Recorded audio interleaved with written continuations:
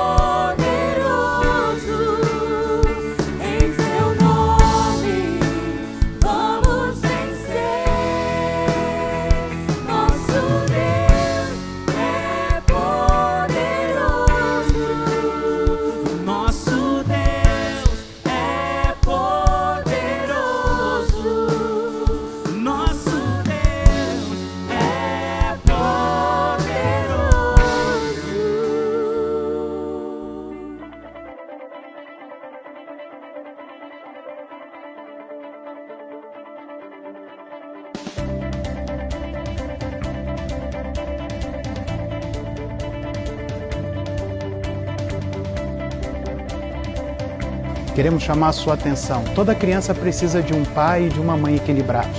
Se essas pessoas não se disponibilizassem de coração, não teríamos o DF. Vocês teve uma participação.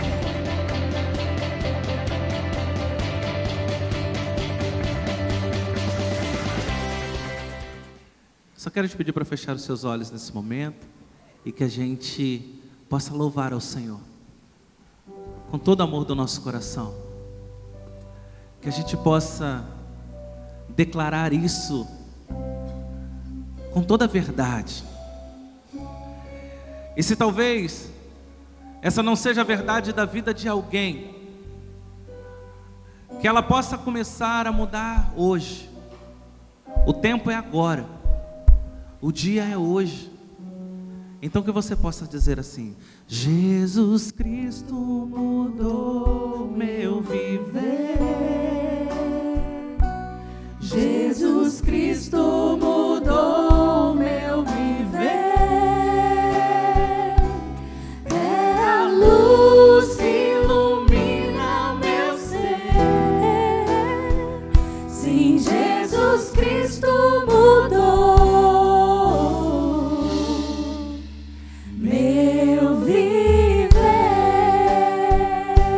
Convidar a cantar novamente essa letra e dizer isso. Jesus Cristo mudou meu viver. Jesus Cristo mudou meu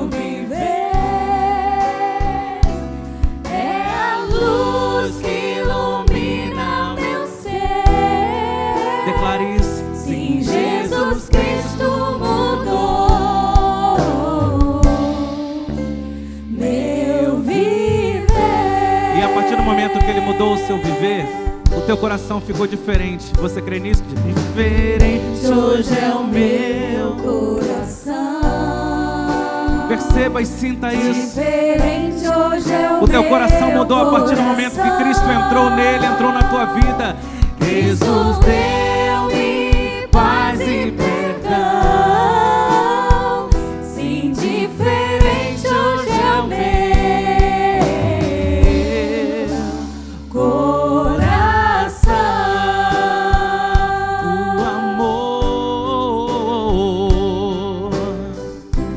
O amor só conheci em canções que falavam de ilusões, mas tudo agora é diferente. Cristo fala com a gente, pois Cristo deu-me seu amor. Jesus Cristo mudou o meu viver. Você pode dizer isso? Jesus Cristo mudou. Eu quero ouvir a tua voz. Eu quero ouvir a igreja. Eu quero ouvir você. Jesus Cristo mudou O meu viver. Só Ele é a luz que ilumina. É a luz que ilumina meu ser. Sim, Jesus Cristo. Meu viver. O amor só conhecemos em canções que falavam de ilusões. Agora conhecemos um amor. O amor só conheci em canções que falavam de ilusões, mas tudo agora é diferente. Cristo fala com a gente, pois Cristo deu-me seu amor. Agora só a igreja declarando diferente. Hoje é o meu coração. Diga. Diferente. Você crê nisso? Diferente hoje é o meu coração. Cristo deu-me paz e perdão. Sim, diferente hoje é o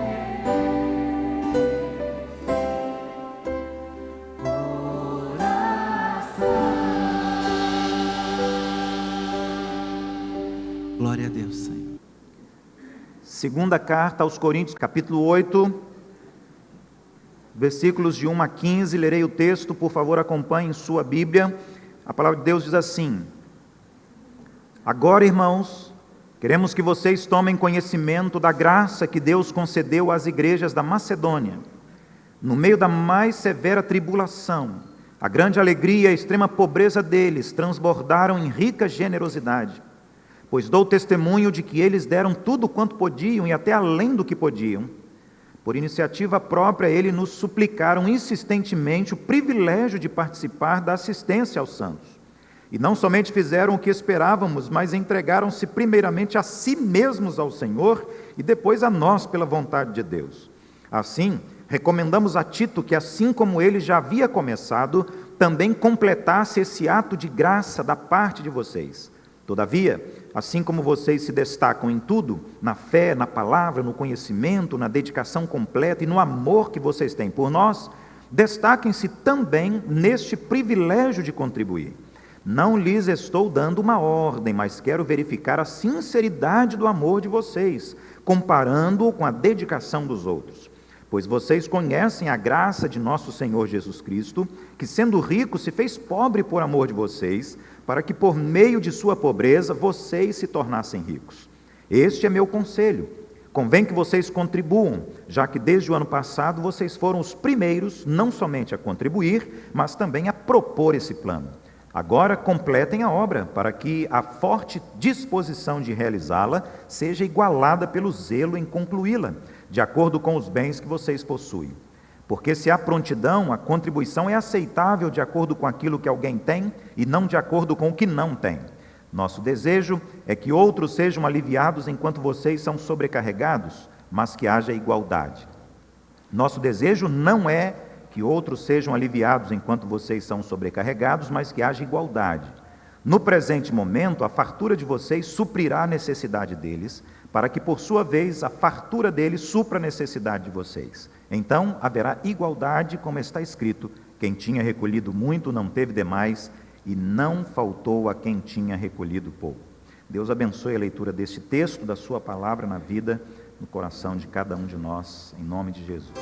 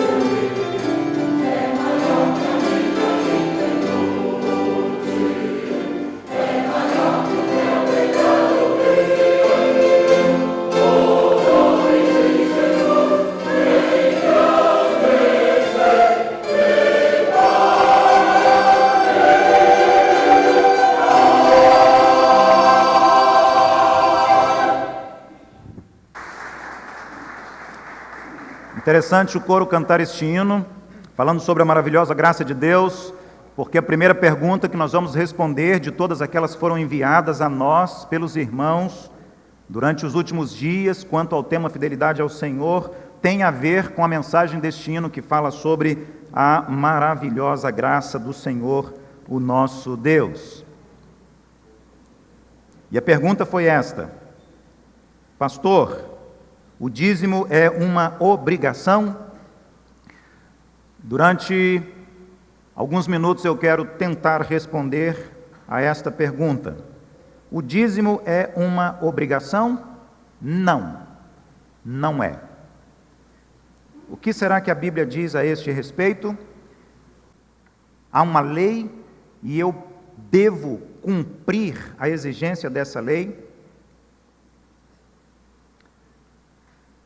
Zacarias capítulo 4, versículo 6 diz assim: não por força, nem por violência, mas pelo meu Espírito, diz o Senhor dos Exércitos. A igreja tem a responsabilidade de ensinar sobre todas as doutrinas da Bíblia, sempre. Mesmo alguns assuntos assim tão complexos, difíceis, como, por exemplo, acerca da contribuição financeira que sustenta a igreja, que sustenta os projetos da igreja, que sustenta missões, evangelismo, todos os ministérios da igreja.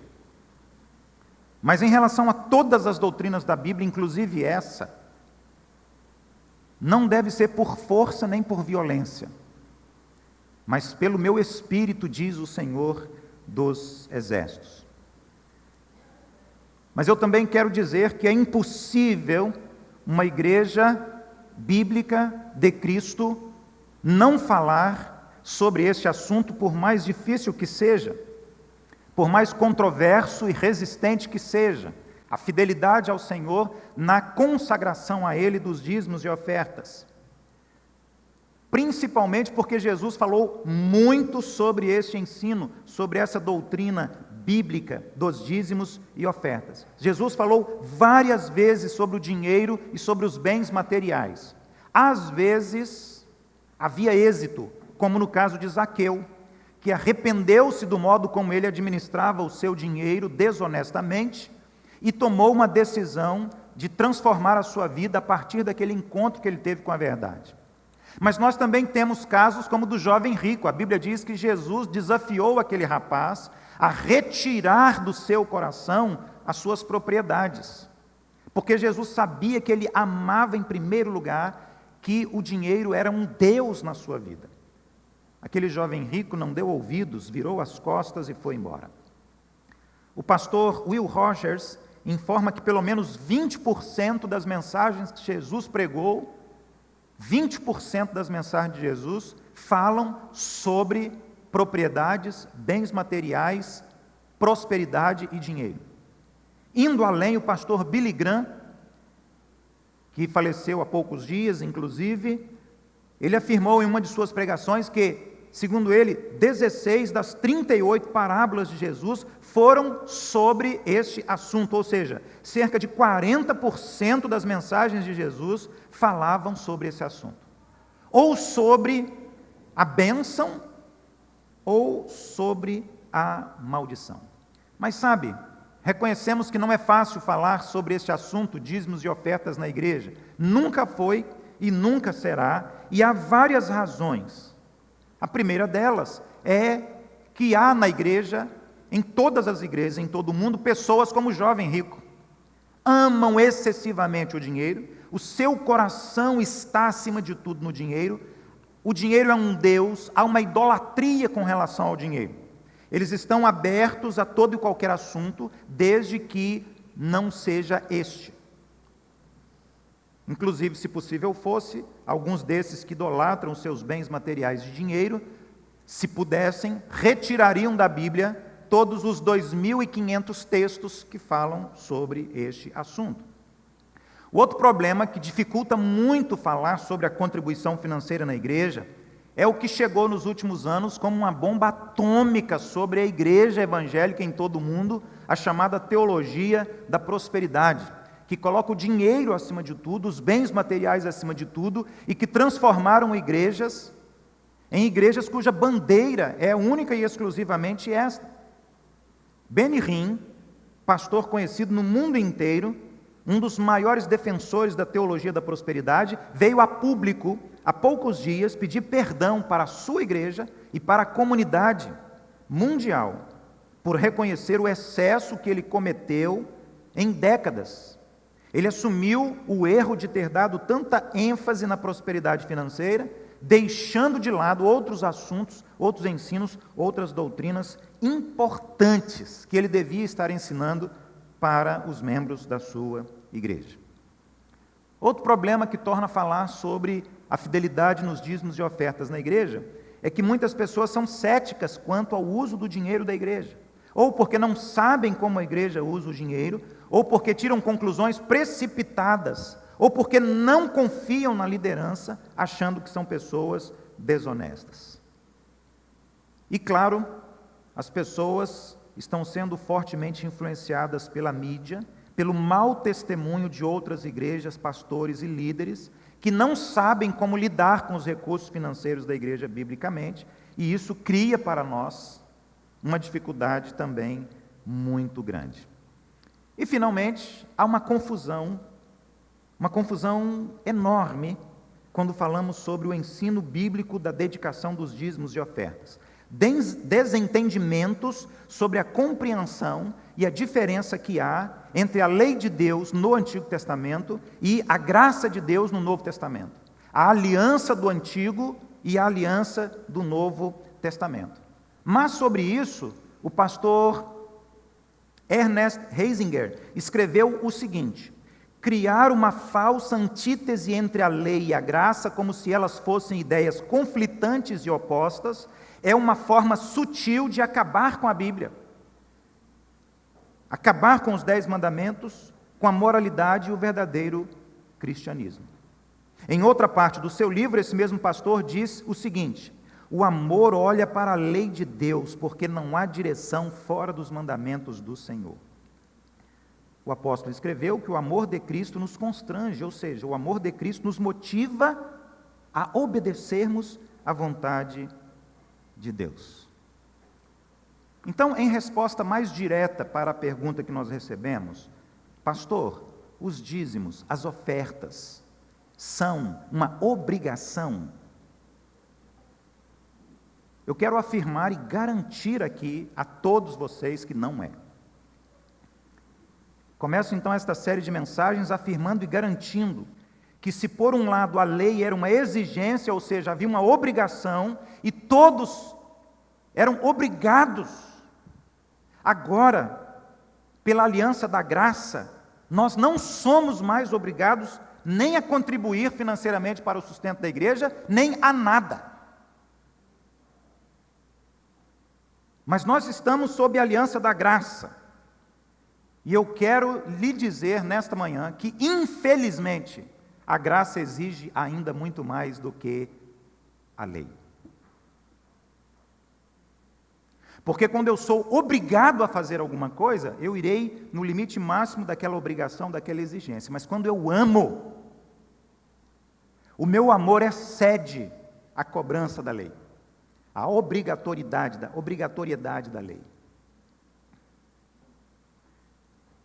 Então, no Antigo Testamento, a motivação, entre aspas, era a obrigação da lei. No Novo Testamento, não há obrigação nenhuma, porque a graça é motivada pelo amor, e quando nós realmente amamos a Deus, não temos qualquer dificuldade quando o assunto é contribuição financeira para sustentar a obra do Senhor Jesus. Quando nós amamos os nossos irmãos em Cristo, não temos qualquer dificuldade e contribuímos com liberalidade, com alegria, com prazer, porque a Bíblia diz, e nós cremos, que dar é muito melhor do que receber. Quando nós amamos as pessoas sem Cristo, como no testemunho que ouvimos aqui há poucos minutos acerca da viagem do Teatro MC16 ao Sertão no mês de janeiro, não temos qualquer dificuldade, porque essa graça, esse amor pelas pessoas perdidas, excede toda e qualquer lei, todo e qualquer mandamento. Agora ouça, importantíssimo.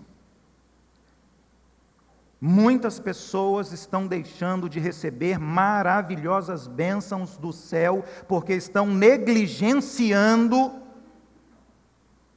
essa prática, esse ensino, essa doutrina bíblica da contribuição financeira para o sustento da igreja através dos dízimos e das ofertas. Ouça, você não é obrigado.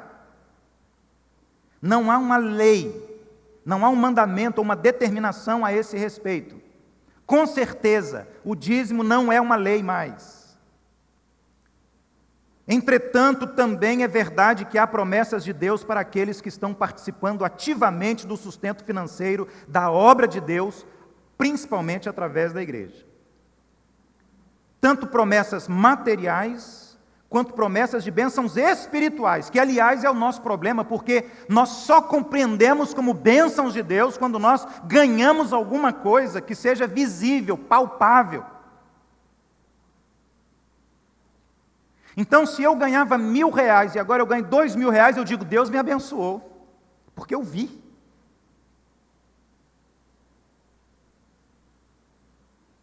Mas quando há livramentos, quando há bênçãos espirituais, quando há paz, quando há segurança, quando há tranquilidade, quando há um casamento em harmonia, bem-sucedido, filhos bem educados e obedientes e saudáveis, nós não conseguimos ver isso e nem identificar isso como sendo bênçãos de Deus sobre a nossa vida, porque nós só conseguimos considerar bênçãos aquilo que nós podemos pegar, tocar e ver com os nossos olhos.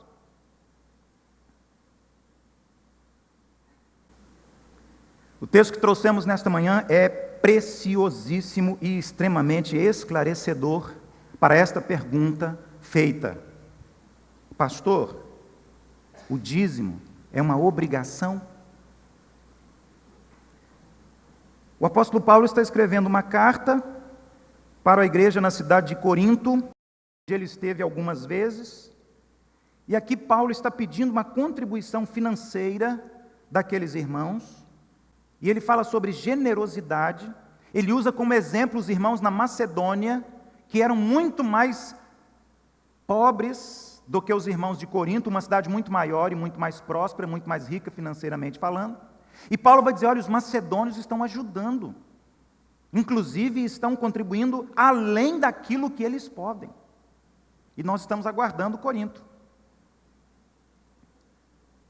O assunto aqui é fidelidade ao Senhor. E o versículo 8 é o versículo que eu quero destacar.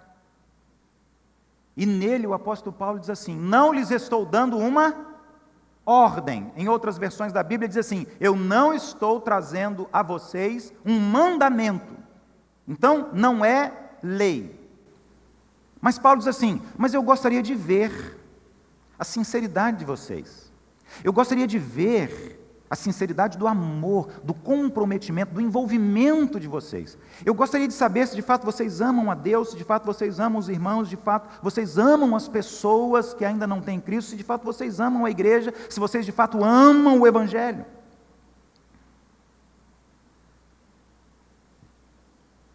E aqui nós vamos encontrar dois princípios que se aplicam a toda e qualquer situação quando o assunto é contribuição financeira para o sustento da igreja, quando o assunto é esse, dízimos e ofertas. E as duas lições, os dois ensinamentos, os dois princípios são estes.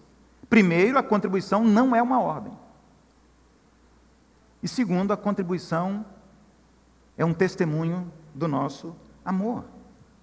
A contribuição financeira para o sustento da igreja, dos ministérios da igreja, dos projetos da igreja, os dízimos e ofertas para a construção de um prédio como esse, de 8 andares, a contribuição financeira que paga o salário de todos os funcionários que trabalham aqui, a contribuição financeira que paga a conta de telefone, de luz, de água, paga os impostos, que viabiliza todos os projetos. Não é uma ordem. Não é uma ordem. Ele não está mandando. Não é um mandamento, não é uma lei, não é uma obrigação. E meus irmãos, essa notícia é maravilhosa, é libertadora, não é? Ai, pastor, o senhor tirou uma carga de 1 tonelada dos meus ombros, porque até agora eu vinha pensando que eu sou obrigado a contribuir financeiramente com a igreja. Não é. Eu achava, pastor, que eu era obrigado a ser dizimista, que eu era obrigado a consagrar ofertas. Que alívio, essa notícia é muito boa, que bênção. Traz muito alívio, muito conforto, suavidade ao nosso coração, não é verdade? Mas a notícia ruim, a notícia ruim dessa manhã, depois de uma notícia tão boa, a notícia ruim é que Paulo diz aqui que a contribuição é prova de amor. Mas, entretanto, todavia, porém, poxa, pastor, eu estava tão feliz. O apóstolo Paulo complementa o seu ensino afirmando que a contribuição dos irmãos é uma prova de amor, uma demonstração de amor verdadeiro, amor a Deus, amor à causa do mestre, amor à igreja, amor aos irmãos, amor para aqueles que ainda não foram salvos, mas que poderão ser salvos e alcançados pela mensagem do evangelho, porque você sustenta, você contribui. A lei obrigava. A antiga aliança obrigava, era um mandamento. A nova aliança, a graça maravilhosa que o coro da igreja acabou de cantar aqui, não obriga. Mas a motivação da graça é o coração. A motivação da graça é o amor. Portanto, eu ouço dizer nesta manhã que alguma coisa está muito errada em sua vida se você não está contribuindo financeiramente para o sustento da sua igreja. Há algo muito errado em seu coração, em sua mente. Há algo muito errado com a sua fé, com a sua confissão de fé, com a sua doutrina bíblica e no conjunto de crenças espirituais. Tiago, o apóstolo, escreveu que a fé sem obras é sem vida, é morte. O teólogo Colin Kruse afirma que o verdadeiro amor não se contenta apenas com palavras. O verdadeiro amor também se expressa em ações, em atitudes concretas. E eu quero concluir nesta manhã, esta mensagem tão resumida, a primeira desta série, Fidelidade ao Senhor, relembrando aquilo que João escreve, o evangelista, o apóstolo João, no capítulo 14, versículo 15, ele diz assim: ouça, se vocês me amam, obedecerão os meus mandamentos. São palavras do Senhor Jesus. Lá na primeira carta de João, no capítulo 5, versículo 3, ele continua e ele vai dizer assim: porque nisto consiste o amor a Deus, em obedecer aos seus mandamentos, e os seus mandamentos não são pesados. Vejam que há uma conexão entre uma coisa e outra. Vejam que há uma conexão entre a lei de Deus, os mandamentos de Deus, e a graça de Deus e o amor de Deus. E como eu disse aqui no início, é impossível amar a Deus sem olhar para os mandamentos do Senhor. Se o seu filho diz: pai, eu te amo, e ele não obedece você, é preciso questionar esse amor. Se a sua filha diz: mãe, eu te amo, mas é uma filha rebelde, que desrespeita, que não honra você, é preciso questionar: que amor é esse?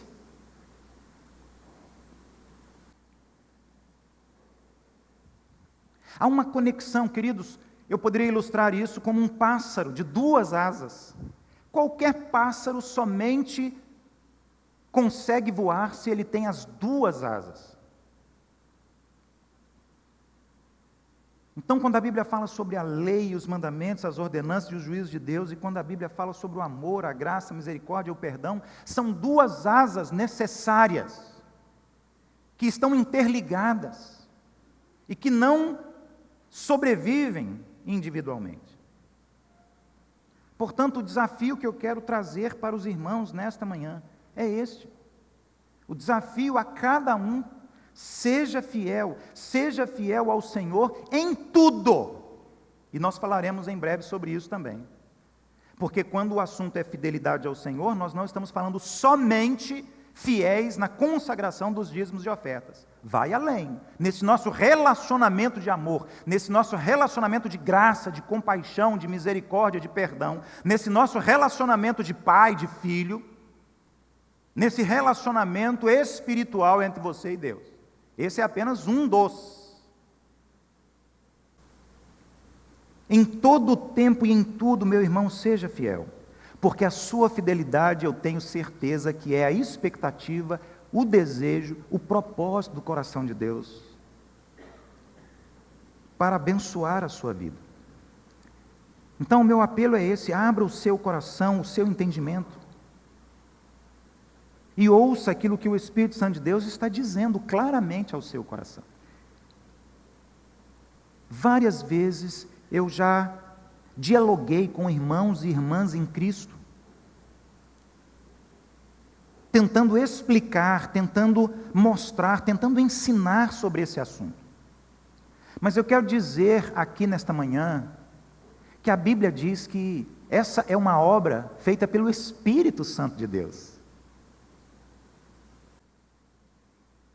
E eu não tenho poderes celestiais para convencer você daquilo que está na Bíblia, até porque esse assunto de dízimos e ofertas é espiritual, é um tema extremamente espiritual, portanto, há de ser o Espírito Santo de Deus a abrir a sua mente, o seu entendimento, o seu coração e dar a você o entendimento. O máximo que o pastor pode fazer é abrir a Bíblia, ler a Bíblia, explicar a Bíblia e aplicar a Bíblia em sua vida. Obedecer é com você. Ore. Ore nesta manhã a partir da mensagem que você acaba de ouvir. Ore acerca da mensagem que você vai ouvir à noite. E as próximas também serão 10 mensagens sobre este mesmo tema, fidelidade ao Senhor, com várias abordagens distintas, tentando responder às perguntas que chegaram a nós nos últimos dias sobre esse tema. Ore e diga: Senhor, abra o meu coração. Se o pastor está falando alguma bobagem, me mostre. Se ele está falando alguma heresia, me mostre. Se ele está falando alguma inverdade, se ele está dizendo alguma coisa que não está na Bíblia, por favor, me mostre. Agora, ore ousadamente também, diga assim: Senhor, se tudo isso é verdade, me ajude. Trabalha na minha mente, no meu coração, na minha alma. Porque se isso que está escrito na Bíblia é verdade, eu quero crer, e não apenas crer, mas eu quero tomar uma atitude em relação a isso.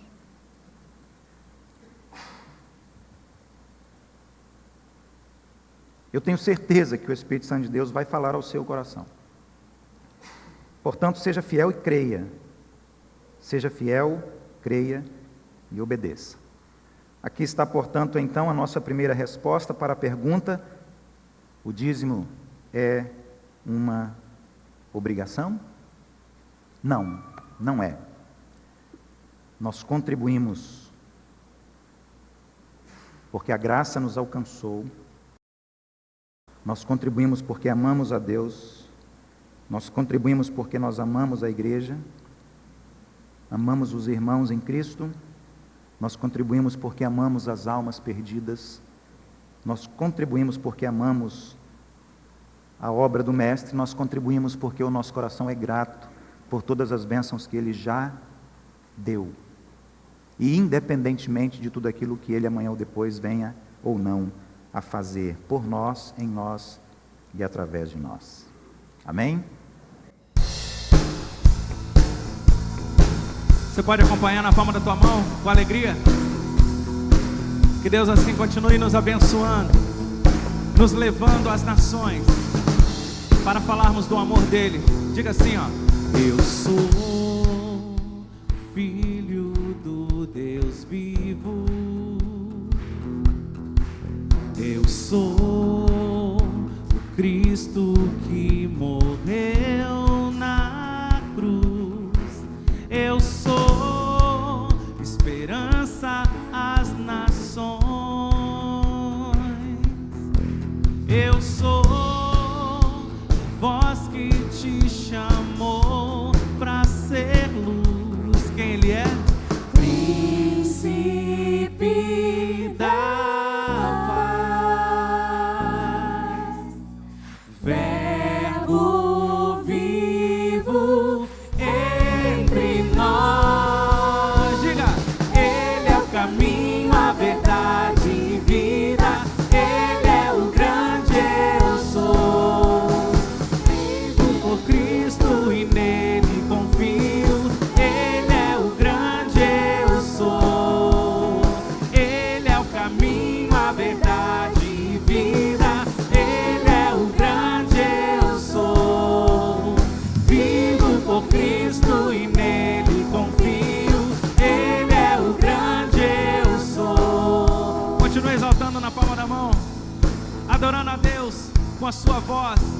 adorando a Deus com a sua alegria. Diga assim, ó: eu sou o Filho do Deus vivo.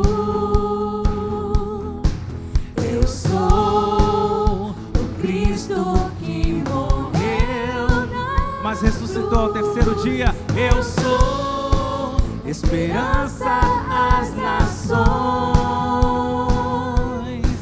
Eu sou a voz que te chamou pra ser luz. Ele é príncipe da paz. Verbo vivo, verbo vivo.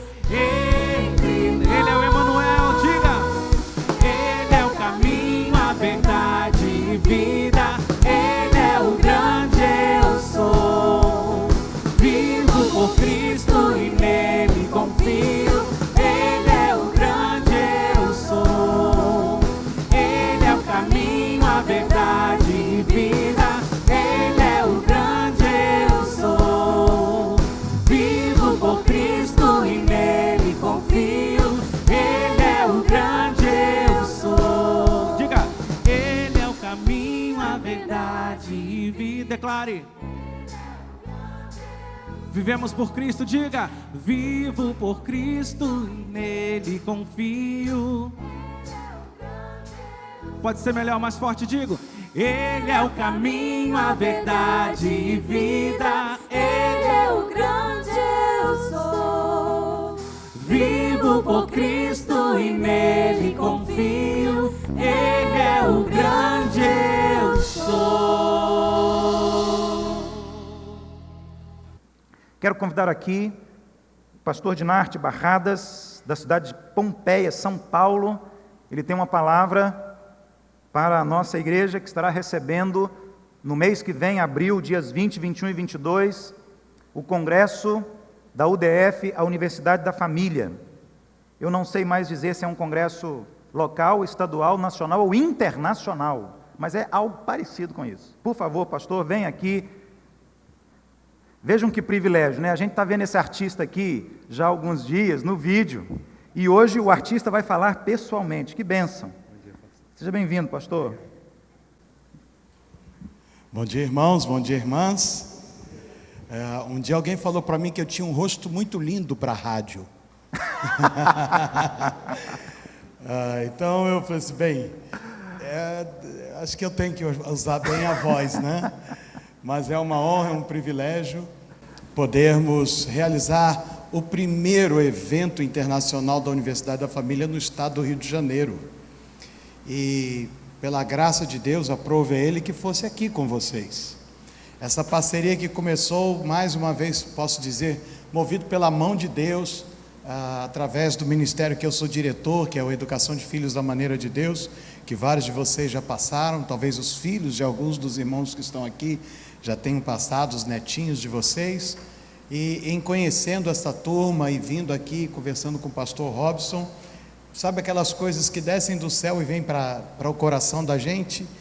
Que tal a gente fazer um congresso aqui? Porque a gente tem um congresso anual. Ano passado foi em Pompeia, e uma turma grande daqui, inclusive a Jeane foi também, e aí tudo deu certo, tudo conjugou, e realmente a gente pensou numa coisa e ela tomou uma proporção. Então estaremos vindo para cá, todos os diretores da Universidade da Família, de todos os ministérios. Estará vindo para cá também o Jorge Nishimura, que é o fundador e presidente da Universidade da Família, um homem singular, descendente de japoneses. O pai dele é um japonês que veio para o Brasil, e a história desse homem é uma coisa extraordinária. O japonês mais bem sucedido no Brasil, dos imigrantes que vieram para o Brasil. Ele tem uma grande empresa na área do agronegócio, Máquinas Agrícolas e Jato, e várias outras empresas que fazem parte da holding da família. Mas o Jorge é sobretudo um homem de Deus, um homem apaixonado pelo tema da família, porque a Universidade da Família começou com o socorro que ele recebeu no seu próprio casamento, que estava indo para o buraco. E a partir daí Deus o chamou para iniciar esse ministério que está presente em todos os estados do Brasil, auxiliando também igrejas de brasileiros em cerca de 15 países fora do nosso, e são quase 40 cursos do nosso currículo, E estará vindo também uma família muito bacana, a família Young, que vocês já viram aqui no vídeo. É um casal jovem que são líderes do Ministério de Educação de Filhos nos Estados Unidos, e eles virão para o Brasil pela terceira vez e estarão aqui com vocês. Então eu vim aqui primeiro para agradecer, viu, Robson? Eu estou tão feliz, estou tão alegre, tão sossegado, tão em paz. Amém. Como as coisas estão fluindo, está tudo transcorrendo de uma maneira tão maravilhosa, que a mim só me resta fazer um agradecimento a vocês, a toda a equipe que está trabalhando, agradecimento à generosidade dessa igreja que abriu as portas, abriu o seu coração. O pastor acabou de pregar sobre contribuição, vocês estão fazendo isso, a gente está se sentindo amado pela contribuição de vocês, né, de abrir as portas e investir nesse congresso aqui. Então, eu só vou voltar em abril. Não, voltou hoje à noite também. Ah, é verdade, né? Eu volto hoje à noite aqui, mas depois de hoje à noite eu só retorno em abril para o início do congresso, e a minha expectativa, que estava mais baixa do que a do pastor Robson, é que a gente tenha um santo problema, que esse santuário se torne pequeno para todas as pessoas que o Senhor há de trazer aqui. Amém. Então nós já temos pessoas inscritas de 9 estados brasileiros, e vocês vão ter uma oportunidade também maravilhosa de poder acolher esses irmãos, e nós vamos também tentar trazer o melhor calor de tudo quanto é lugar do Brasil para aqui, tá bom? Muito obrigado, gente, que Deus abençoe. Procura fazer a sua inscrição, né? O pastor vai falar para vocês de uma situação que a gente criou para que os membros dessa igreja possam ter mais liberdade para participar. Muito obrigado, Deus abençoe pastor Robson, a toda a equipe da igreja, e quem não estiver aqui à noite até abril, se o senhor assim permitir, tá bom? Um abraço, obrigado. Obrigado, pastor.